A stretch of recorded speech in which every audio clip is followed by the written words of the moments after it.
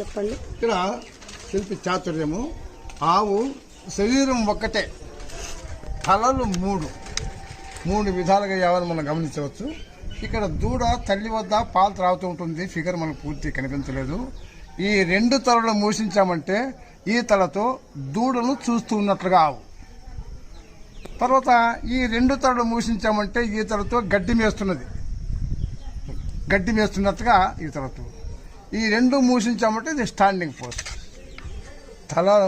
శరీరం ఒక్కటే, తలలు మూడు, తోక ఒకటే. శిల్పి చాతుర్యం.